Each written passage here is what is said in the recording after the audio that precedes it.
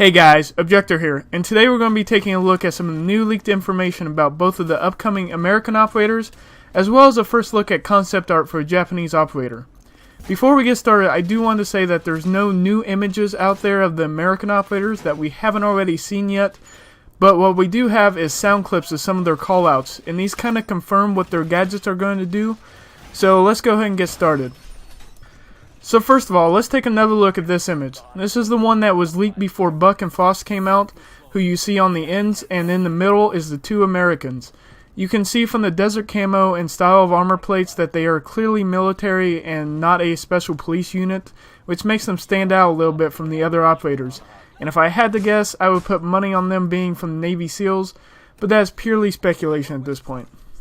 Now let's take a look at the male American operator, who is likely the attacker of the two.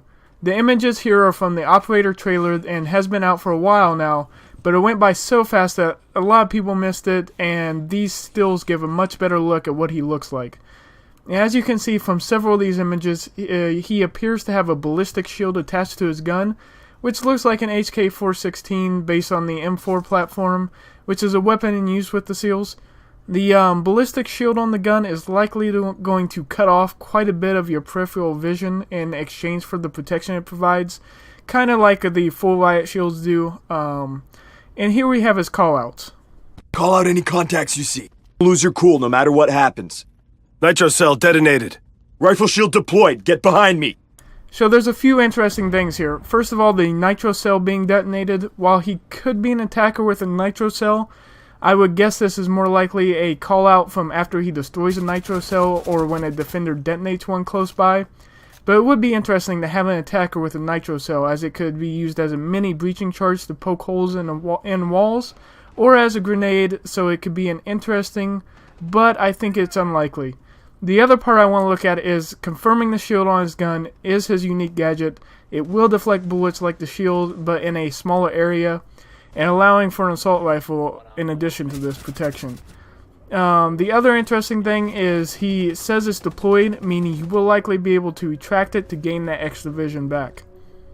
Now for the female operator, we don't really have any other images of her, but this is a blown up version of what we do have and what we've already seen, and the two things I want to note here is the glasses on her forehead and the armband, as I believe one of them could be tied into her gadget or possibly even both. But let's take a listen to her callouts and see what her gadget actually does. New camera feed up and running. New feed activated. So as you guys heard, it is likely the ability to add an additional camera around. I'm thinking she could pull the glasses down to see through these cameras, or she has a launcher on the armband, or more likely the armband is the camera, and she can take it off and stick it somewhere. But in any case, the ability to place an extra camera in an unknown location for the defenders can be huge if used properly. I'm guessing the other operators can also use these cameras because of the callouts. Otherwise, why bother even telling your teammates that you've put the cameras up? But even if she was the only one who is able to see these, if that player is mic'd up and helping the teammates team out with callouts, it could be absolutely huge and devastating for the attackers. Right now, if you know the maps, the attackers can take out all of the cameras pretty easily as they pass through.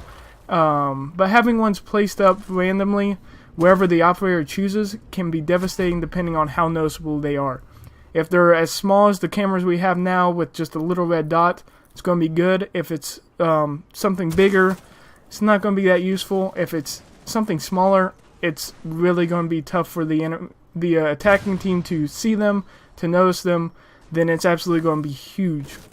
And lastly, we now have this leaked image of a new Japanese operator. He shouldn't be coming out anytime soon, and I wouldn't be surprised if he's actually still even in the concept design and he ends up looking a lot different from this. But I like the scarf on his face that has the Oni face design on it. It's very reminiscent of the Oni mask the samurai would wear into battle. And with this operator, his scope looks a little different, like he has an additional attachment on it. And that could be his gadget. I zoomed in on it and I couldn't quite tell what it was. It could be a variable zoom scope or something a subscriber and I discussed in the comments on a previous video is an attacker with a night vision scope, which could make the smoke grenades a lot more viable. So this could be an operator with a night vision scope, or I could just be seeing things that aren't really there and it means nothing, and we have no idea what this operator's gadget is going to be right now. but in any case, it is a very cool looking concept. Anyway, that's all for this video, guys. If you haven't already, be sure to hit that like button and subscribe for more gaming tips, tricks, and news. If you haven't seen my previous video on the patch notes for patch 2.1, click the link on the screen now. Until next time, this is Objector, signing off.